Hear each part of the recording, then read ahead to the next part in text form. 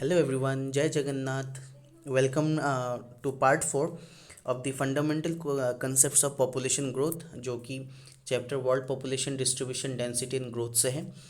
मैं आशा करता हूँ आप सब अच्छे होंगे और एक दो दिन से मेरी तबीयत भी ठीक नहीं थी तो मैं अच्छे से वीडियो नहीं बना पाया हूँ। तो मैं अभी आप सबके लिए ये वीडियो लेके आया हूँ part 4 fundamental concepts of population growth, है ना। तो इसमें हम पढ़ेंगे जो बेसिक कंसेप्ट्स हैं। और इस बेसिक कंसेप्ट से पहले हमने पॉपुलेशन ग्रोथ पे दो इम्पॉर्टेंट कंसेप्ट देखा था। एक था that population growth and population change, जो कि पॉजिटिव और नेगेटिव पर्सपेक्टिव से हमने देखा। उसी के साथ हमने ये भी पढ़ा कि पॉपुलेशन जो है ना ग्रोथ इतना इम्पोर्टेंट क्यों है। अब हम देखेंगे एक एक कंसेप्ट। जो सबसे पहले हमारा आता है growth rate of population. Growth rate of population का मतलब यही होता है कि जब एक पॉपुलेशन में जो है ना हमेशा उसमें पॉजिटिव नज़र आए। अगर आप सिंपल भाषा में देखोगे, अगर 2001 पे 100 पीपल हैं तो 2011 पे 110 पीपल हो गया, तो मतलब हमारा ग्रोथ रेट कितना है, 10% ऑफ पॉपुलेशन ग्रोथ, है ना। तो हर जगह पे आप देखोगे अलग अलग पॉपुलेशन ग्रोथ जो है ना मैटर करती है। ठीक है, तो ये हमारा हो गया ग्रोथ रेट ऑफ पॉपुलेशन। इस पे ज़्यादा कंफ्यूज नहीं होना है ना। ग्रोथ रेट हम जब भी बात करते हैं तो हम उस पर परसेंटेज देखते हैं कि वन सेंसस ईयर से दूसरे सेंसस ईयर पे ग्रोथ रेट हमारा कितना है ना। वहीं पे अगर हम बात करें growth of population, growth of population का मतलब होता है कि एक देश पे पॉपुलेशन कितनी ज़्यादा बढ़ रही है ना। जैसे कि यहाँ पर अगर आप देखोगे पॉपुलेशन इन 2001 इंडिया की अगर बात करें एग्जाम्पल के तौर पर 100 पीपल है ना। तो वहीं पे 2011 पे 110 पीपल हो गए। सही, तो उसी को हम लोग कहते हैं ग्रोथ ऑफ पॉपुलेशन, राइट। फिर इसके बाद हमारे जो नेक्स्ट कंसेप्ट आता है natural growth versus actual growth of population. देखिए, अगर पॉपुलेशन ग्रोथ हो रही है तो ऑफ कोर्स उसमें दो कारण होता है। वह एक तो है नेचुरल ग्रोथ, नेचुरल ग्रोथ जिसमें हम बर्थ और डेथ दो को देखते हैं, क्योंकि ये जो है ना हमारे बस की बात नहीं है, ये भगवान के बस की बात है कि बर्थ रेट वो भी भगवान के देन पे है और डेथ रेट वो भी भगवान के देन पे है। तो यहाँ पे हम क्या करते हैं कि बर्थ रेट और डेथ रेट इन दोनों को माइनस कर देते हैं। जैसे कि अगर आप देखोगे कि बर्थ रेट 1000 है ना, कि एक साल में 100 बच्चे पैदा हो रहे हैं, तो वहीं पे एक साल पे 600 लोग जो है ना वो मर रहे हैं। तो हम 1000 से अगर 600 माइनस कर दें तो हमारे यहाँ पे नेचुरल ग्रोथ कितना हुआ, 400 है कि नहीं। तो हमारा नेचुरल ग्रोथ रेट कितना है, 400। मतलब अगर 1000 बच्चे पैदा हो रहे हैं तो एक साल में वही 600 लोग मर रहे हैं।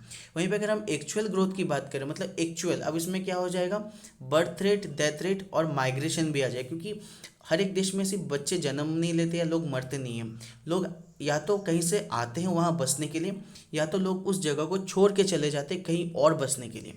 तो इस केस में हम क्या करते हैं, बर्थ, डेथ और माइग्रेशन इन तीनों को लेते हैं। और इसके बाद हम इस को अगर निकालना है, इसका अगर एक्चुअल जो है ना रेट निकालना है, ग्रोथ रेट निकालना है, तो हमें यहाँ पर सिंपल करना है। पहले 1000, जैसे अगर एक बात करें कि बर्थ रेट अगर 1000 है तो 1000 ले लेंगे, और अगर डेथ रेट 600 है तो 600 ले लेंगे। इन दोनों को माइनस कर दिया तो हमारा निकल के आया 400।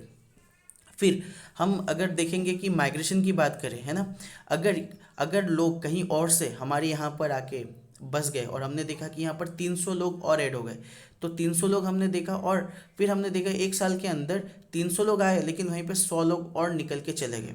तो 300, 300 माइनस 100 हमारा कितना हुआ, 200। तो मतलब नेचुरल ग्रोथ से हमें कितना मिला, 400, और वहीं पे आर्टिफिशियल ग्रोथ मतलब ह्यूमन मूवमेंट से हमें कितना मिला, 200।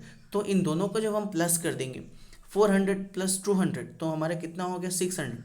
तो हमारा एक्चुअल ग्रोथ कितना हुआ, 600 लोग। मतलब हम एक्चुअल ग्रोथ में बर्थ और डेथ साथ में कितने लोग माइग्रेशन हुए, मतलब कितने लोग आए और कितने लोग गए, है ना। तो इसे हम कहते हैं एक्चुअल ग्रोथ।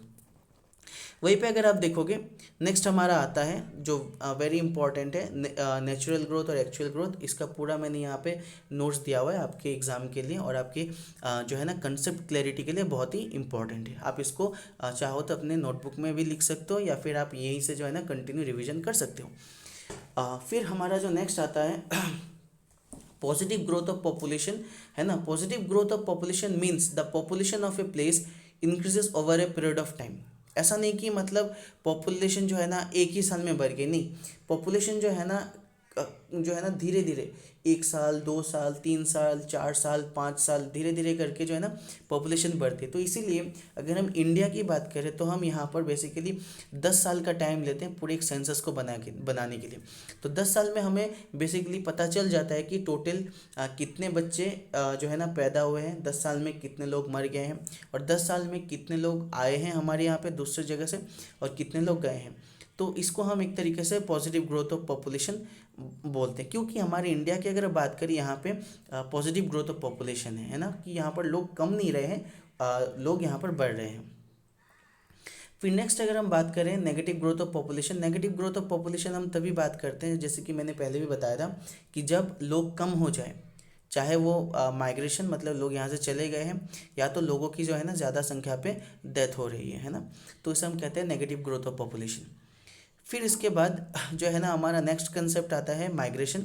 तो माइग्रेशन को देखने के लिए माय डियर फ्रेंड्स आपको पार्ट 5 के लिए वेट करना पड़ेगा, और नेक्स्ट जो पार्ट 5 है मैं तुरंत ही जो अपलोड कर दूंगा, लेकिन मैं थोड़ा सा बोर्ड एग्ज़ाम और इन सब को लेके थोड़ा सा बिजी जो है ना शेड्यूल चल रहा है। और मैं आप सबका बहुत ही ज़्यादा शुक्रगुजार हूँ, and I am thank you to all कि आपने इस वीडियो को देखा, आपने इस वीडियो को समझा, है ना। तो thanks for watching. Right, world population distribution density and growth आपको अच्छा लगे तो लाइक शेयर सब्सक्राइब ज़रूर करना। Thank you everyone.